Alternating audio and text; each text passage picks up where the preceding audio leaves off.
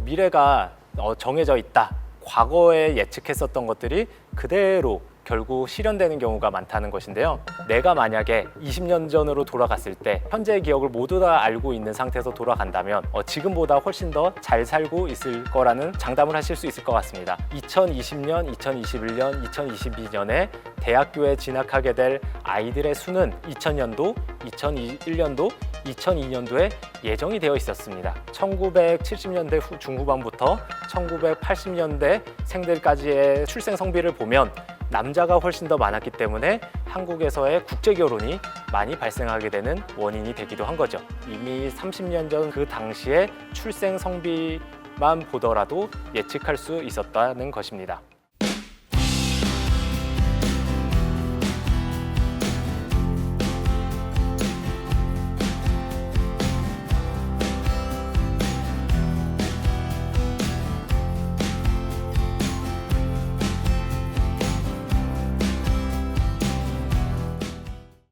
지식인 미래를 세우다 저출산 고령화에 대해서 이야기를 하고 있는 가천대학교 사회복지학과 교수 유재현이라고 합니다. 반갑습니다.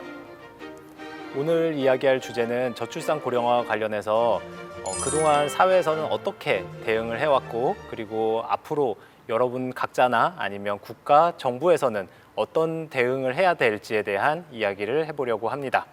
혹시 정해진 미래라는 이야기를 들어보셨나요? 정해진 미래는 미래가 정해져 있다라고 하는데 이제 인구학에서 흔히 쓰는 표현입니다. 이제 우리가 인구 현상이라고 하면 중장기적으로 나타나는 현상이고 이것이 차츰 나타나서 스며들듯이 우리 생활에 들어오고 있지만 그 결국 나타나는 결과를 보면 과거에 예측했었던 것들이 그대로 결국 실현되는 경우가 많다는 것인데요. 그래서 이 정해진 미래, 이와 관련해서 만약에 미래가 정해져 있다면 우리들은 어떤 것을 해야 될지 이런 이야기를 좀 해보려고 합니다. 최근에 유행했었던 드라마가 하나 있었죠. 재벌집 막내 아들입니다.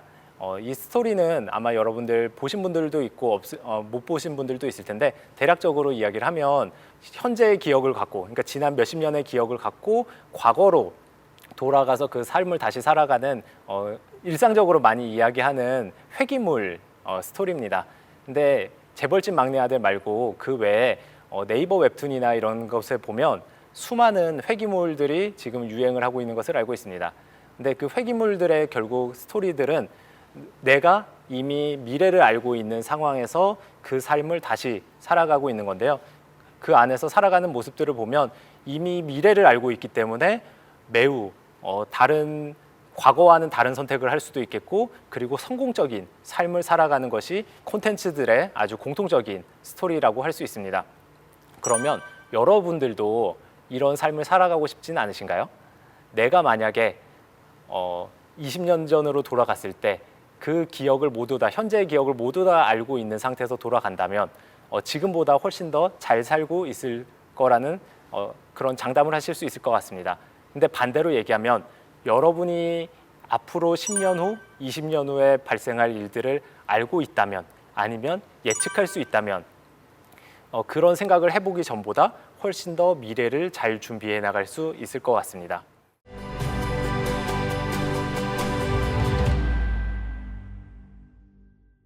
우리가 지금 최근에 맞이하고 있는 여러 가지 현상들이 이미 예측되었었던 미래입니다.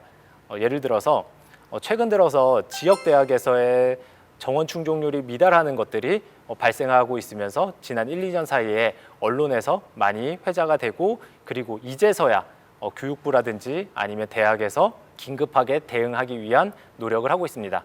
근데 이게 예상하지 못했었던 일인가? 전혀 그렇지 않습니다.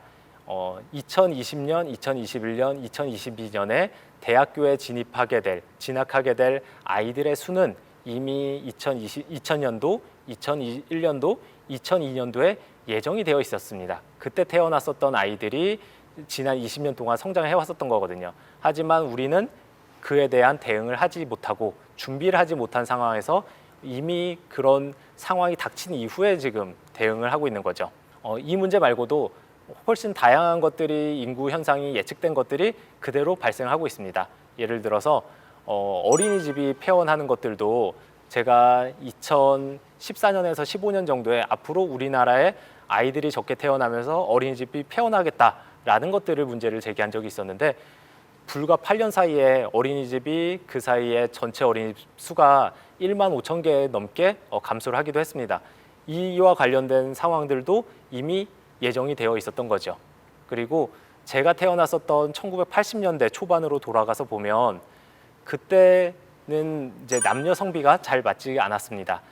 지금은 이제 한국에서의 출생 성비가 거의 자연 성비로 맞춰졌지만 그때는 태아를 임신을 했을 때 성별 감별을 한 다음에 이 태아가 남하면 출산을 하고 그리고 여하면 인공 임신 중절을 하는 그런 일들이 발생을 했었는데요.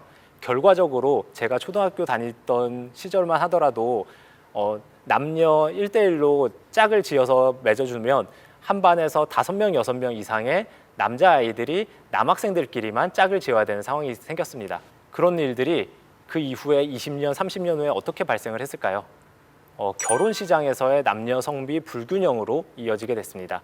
그래서 1970년대 중후반부터 1980년대 생들까지의 출생 성비를 보면 남자가 훨씬 더 많았기 때문에 그것이 20년, 30년이 지나서 2000년대 중반 이후에 한국에서의 국제 결혼이 많이 발생하게 되는 원인이 되기도 한 거죠.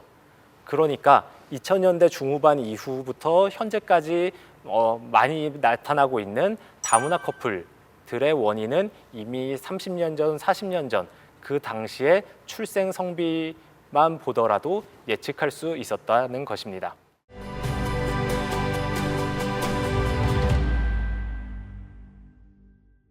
고령화 관련해서도 정해진 미래들이 있습니다. 예를 들어서 이제 저희 부모님 세대 같은 경우가 베이비 부머 세대입니다. 한국 전쟁이 끝나고 나서 한 54년부터 64년도까지 태어나신 분들이 이제 베이비 부머 세대인데 그분들이 인구가 우리나라에서 가장 많은 인구대를 차지하면서도 또 여러 가지 자산이나 이런 것들도 가진 세대가 그 세대입니다. 근데 그분들이 몇 년 전부터 노년기에 차츰차츰 접어들고 있습니다. 그 얘기는 우리나라의 고령화가 베이비 부머 세대가 노년기에 접어들 때부터 급격히 높아지게 된다는 것이죠. 이 현상도 이미 60년 전부터 정해져 있었던 겁니다. 지금까지는 제가 과거에 발생했던 일들로 인해서 최근에 나타나고 있는 인구 관련해서 정해진 현상에 대해서 이야기했는데 앞으로 곧 나타날 현상들도 있을 겁니다. 바로 지방소멸입니다. 지방소멸이라는 표현 자체를 안 좋아하시는 분들도 있어서 그냥 지역의 인구 감소라고 할 수 있을 것 같은데요. 이제 서울이나 경기도나 이런 수도권 지역에서는 지역에서 인구가 계속 유입이 되고 있기 때문에 인구 감소로 인한 걱정을 크게는 하진 않습니다. 하지만 그리고 이제 고령화율로 봤을 때도 이런 수도권 지역에서는 이미 고령화율이 20%에도 미치지 못하는 수준이거든요. 근데 그에 비해서 경상북도나 아니면 전라남도 아니면 뭐 그 외에 나머지 시도 지역에서도 군에 해당하는 지역에 가면 고령화율이 30% 후반에서 40%까지 되는 경우들이 많습니다. 그런 지역은 사시는 분들의 10분 중에서 4분 이상이 이미 노년기에 접어드신 분들이란 얘기거든요. 근데 거기서 태어나는 아이들은 적고 앞으로 유입되는 인구들은 점점 적기 때문에 그곳에서는 앞으로 점점 인구가 감소하고 그것이 심화됐을 때 그 지역 자체가 유지되지 못하는 그런 상황들도 발생할 것으로 보입니다. 이것은 곧 빈집이 증가하는 상황으로도 발생을 할 거고요. 빈집 발생뿐만 아니라 인프라는 점점 낙후가 되는데 그 인프라를 채워줄 수 있는 일을 할 수 있는 사람이라든지 아니면 그 지역의 재정 자체가 점점 열악해지기 때문에 좀 더 개선하지 못하는 상황들이 생길 거고요. 그런 상황에 놓이면 만약에 내가 살고 있는 지역의 병원이나 아니면 슈퍼마켓이라든지 아니면 어린이집이라든지 학교가 충분하지 않다. 자연스럽게 인구가 빠져나가는 것은 가속화되겠죠. 이런 것들이 점점 연쇄적으로 발생하게 될 문제입니다. 그리고 좀 더 중장기적으로 보면 국민연금이 2050년대 초중반 고갈될 것으로 거의 확정적으로 이야기를 하고 있겠고요.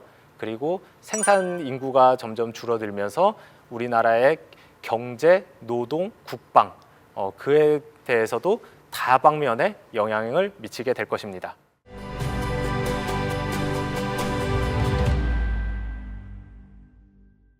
이렇게 인구 관련된 현상들은 앞으로 어떤 식으로 발생할지는 우리가 예상해 볼 수 있는데, 그러면 우리 각자는 어떻게 준비를 해야 될까? 이 얘기를 먼저 해보도록 하겠습니다. 여러분 스스로도 이 동영상을 보시는 분마다 나이는 다 다르실 겁니다. 70대인 분들도 있을 거고요. 아니면 10대인 분들도 있겠죠. 근데 공통적으로 몇 년을 살아갈지는 모르겠지만 그 기간은 차이가 있지만 앞으로 점점 나이가 들어간다는 것은 모두 마찬가지입니다. 그렇기 때문에 내가 지금 몇 살이든 나의 노후, 지금보다 더 많은 나를 맞이하기 위한 준비를 해야 되겠죠. 그것이 바로 노후 준비입니다. 우리가 노후 준비라고 했을 때 준비해야 될 것이 크게 네 가지가 있습니다. 그 네 가지가 무엇일까요? 생각하는 사람들마다 조금씩 다를 수는 있겠지만 정부에서 아니면 이제 전문가들이 봤을 때 가장 중요하다라고 얘기하는 것이 크게 네 가지입니다. 첫 번째는 재무, 그리고 두 번째는 건강, 세 번째는 가족 관계나 사회적인 관계, 그리고 마지막은 여가 활동입니다. 이 네 가지에 대해서 어떻게 준비하는 것이 좋을지 간단하게 한번 이야기를 해보도록 하겠습니다. 재무 너무 중요하죠. 내가 지금 버는 것들은, 내가 버는 소득은 그 소득을 벌어가지고 지금 다 지출을 하는 경우들도 있을 거고요.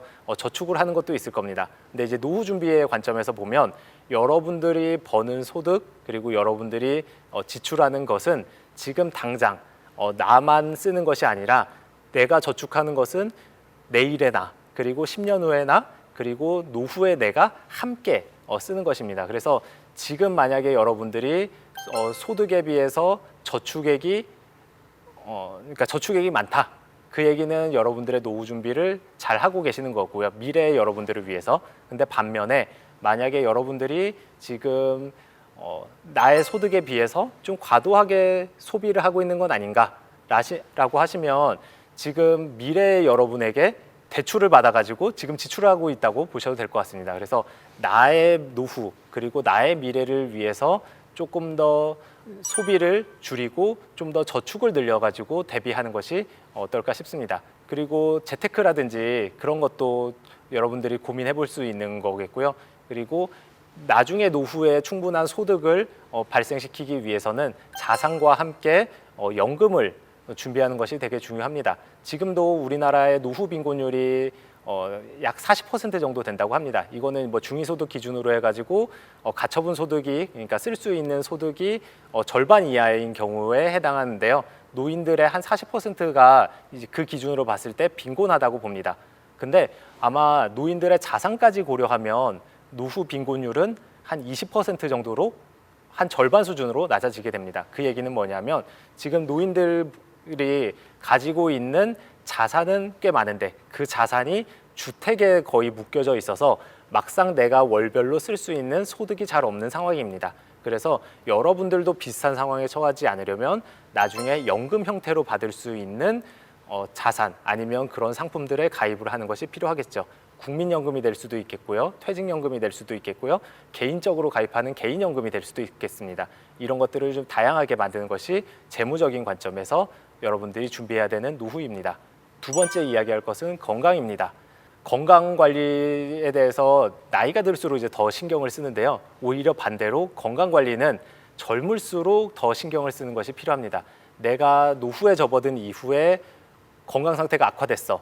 그때 돼서는 노력해봐야 그 질병이 완전히 없어지기가 쉽지 않습니다. 노인의 평균적인 질병이 만성질환 수가 한 3개 정도 된다고 이야기를 하는데요.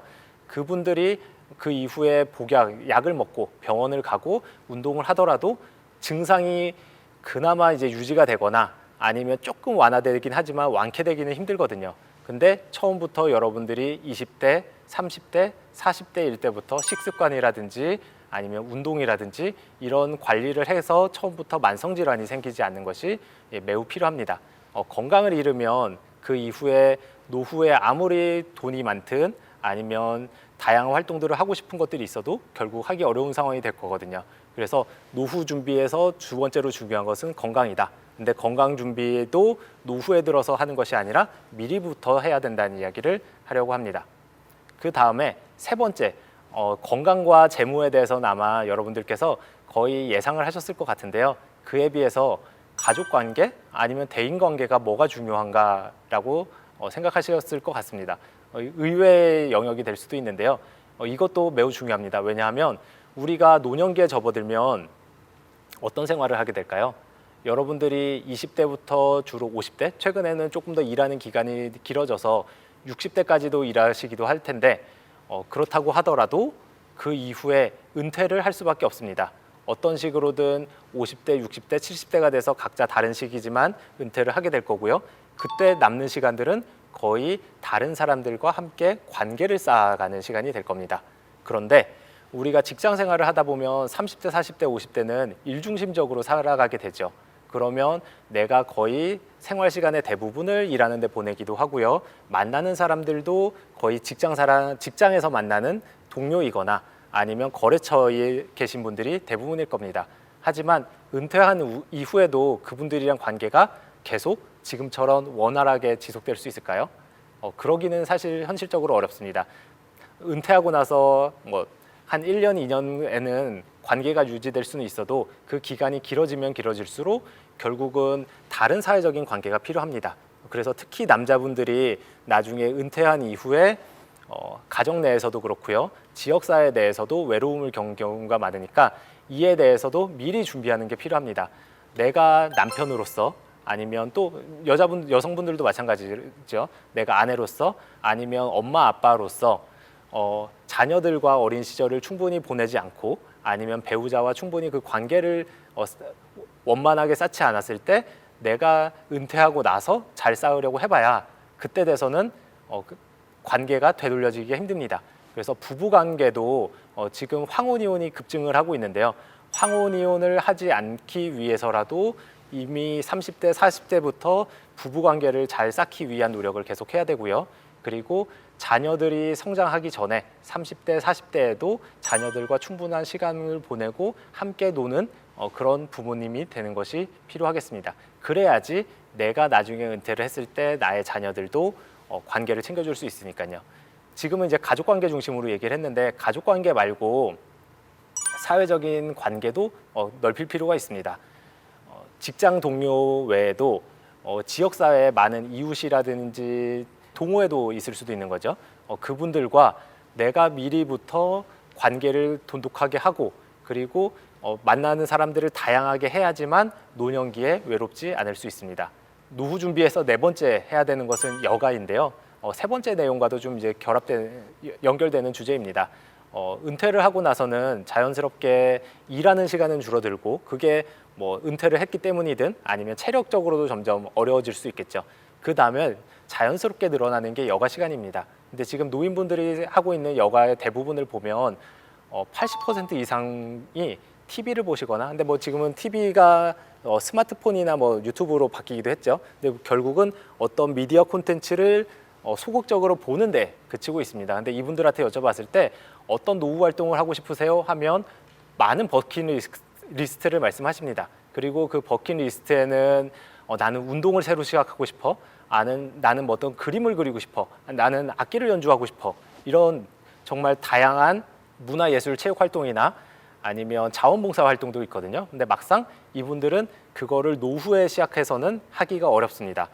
내가 노후에 접어들어서 노인복지관에 가든 아니면 어떤 학원에 가가지고 배우려고 했을 때 그때 돼서는 실력이 쉽게 늘지 않을 수도 있고요. 아니면 그 습관 자체가 익숙하지 않을 수가 있습니다. 그래서 이런 즐기는 활동, 내가 여가 활동에 대해서도 미리 젊은 시절부터 준비를 하고 그것들을 차근차근 즐기고 또 연습을 해야지만 노후에도 여가 생활을 즐길 수가 있습니다.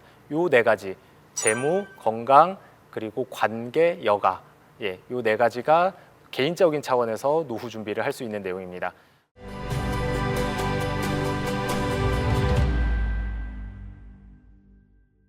그러면 국가나 사회에서는 가만히 있어야 되는 거냐? 그렇지 않겠죠. 아까 정해진 미래, 이것들을 조금이라도 긍정적인 미래로 바꿔주기 위해서 국가에서의 노력이 필요할 겁니다. 그동안 정부에서 이제 저출산 고령화와 관련해서 사실 노력을 해오지 않은 것은 아니거든요. 노력을 해왔습니다. 어떤 노력을 해왔는지를 간단하게 소개를 해드리면 한 2005년 정도에 저출산 고령사회 기본법이란 것들을 만들었고요. 그리고 기본법에 의거해가지고 5년 단위로 기본계획을 수립을 해왔습니다. 그리고 그 안에서는 저출산과 관련된 장벽을 줄여주기 위해서 돌봄이나 아니면 청년에 대한 지원, 그리고 최근에는 뭐 주택에 대한 지원 이런 것들도 하고 있고요. 노인과 관련해 가지고는 돌봄, 그리고 소득 보장, 건강, 주택, 그리고 뭐 교통에 대한 지원 이런 것들도 하고 있습니다. 근데 여러분들이 느끼기에는 아마 국민들이 느끼기에는 충분하지 않을 것 같은데요. 그래서 앞으로는 어떤 것들이 더 필요할까에 대한 이야기를 좀 해보려고 합니다. 국가 차원에서는 방향성에 대한 이제 재평가가 필요하지 않을까 싶습니다. 그동안은 우리가 가고자 하는 것이 끊임없이 성장하고 끊임없이 더 나은, 더 발전된 국가를 가기 위해서 달려왔다면 앞으로도 과연 그럴 수 있을 것인가? 인구 구조상 봤을 때도 생산 가능 인구는 점점 줄어들 것이고요. 그리고 노인들의 인구는 늘고 또 유소년 인구는 점점 줄어들 겁니다. 그러면 우리가 끝없이 이렇게 일을 하기 위해서 달려가는 사회가 국가에서는 요구하려고 해도 국민들은 그거를 버거할 수 있습니다. 따라서 이제는 조금 더 삶의 여유 그리고 삶의 질 이런 것들을 우선적으로 추구하는 국가로 방향을 바꿔야 되지 않을까라는 제안을 드리고 싶습니다. 그리고 사회 지속 가능성을 높이기 위해서 지금 노인분들에 대한 존중이나 지원도 당연히 필요하지만 그 후속 세대인 청년이나 아동에 대한 지원도 더욱 신경을 쓰고 그 지원도 더욱 확대할 필요가 있을 것 같습니다.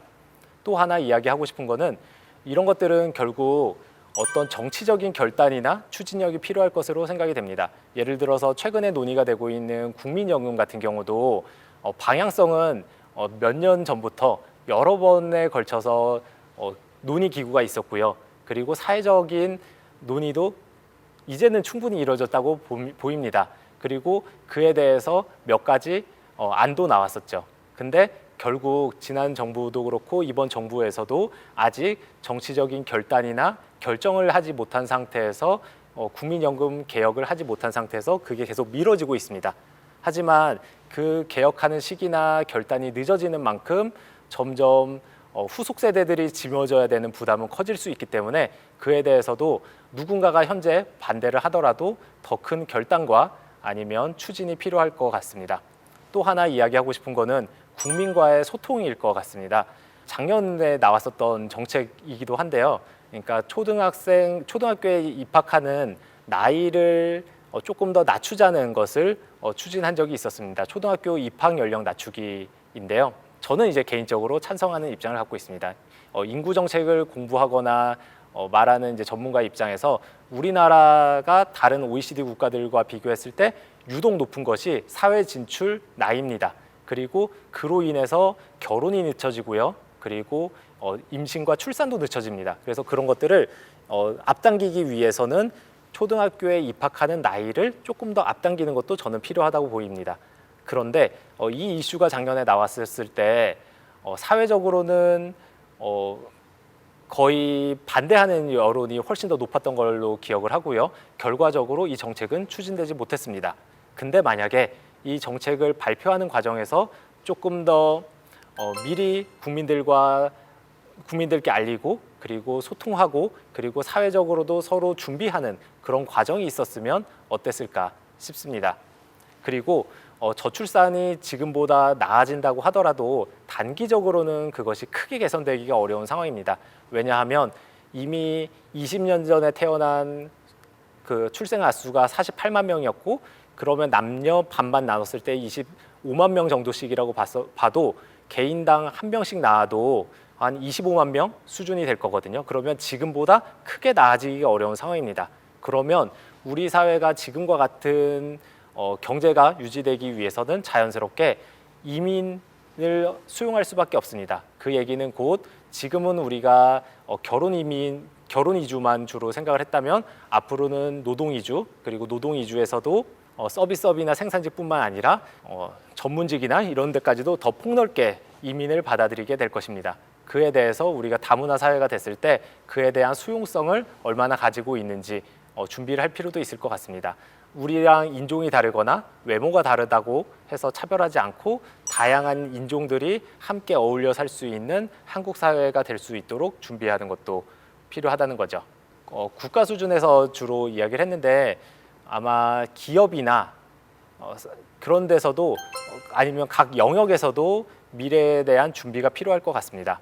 예를 들어서 내가 일하고 있는 산업 아니면 내가 대상으로 하는 수요자, 소비자가 누군지, 그리고 그 인구가 앞으로 줄어들 것인지 늘어날 것인지, 그리고 내가 살고 있는 지역은 앞으로 저출산 고령화에 따라서 어떻게 변해갈 것인지, 이런 것에 대해서 미리 관심을 갖고 생각해 볼 것이고 그에 대해서 대응도 해야 되는 거겠죠. 노인과 관련해서는 저출산은 이제 심화가 되겠지만 이제 고령화가 점점 심화되면서 노인을 부양할 수 있는 인구는 점점 줄어들기 때문에 산업에 관련해서는 이제 미래 먹거리 산업으로서도 우리가 고령 친화 산업이나 아니면 첨단 기술을 이용해서 부족한 노동력을 좀 보완하기 위한 그런 준비도 해야 될 것입니다.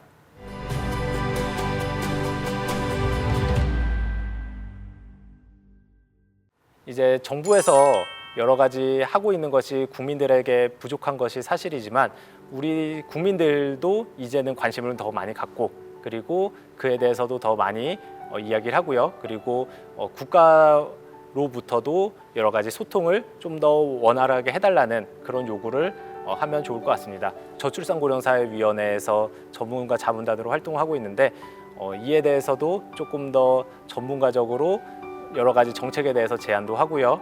때로는 비판적인 그런 목소리도 내는 그런 사람이 되고자 합니다. 그래서 우리 모두 각자 다른 분야에 있겠지만 그 안에서 노력하면서 저출산 고령 사회에 대해서 대응하고 아까 정해진 미래라고 했는데 그 정해진 미래 앞으로 미래는 예측 가능합니다. 그 예측 가능한 미래를 미리 잘 대비하고 대응해서 여러분들의 10년 후, 20년 후에 성공적인 삶을 살아왔다라고 생각할 수 있는 그런 날을 맞이하시기를 바라겠습니다. 네, 이상으로 마치겠습니다.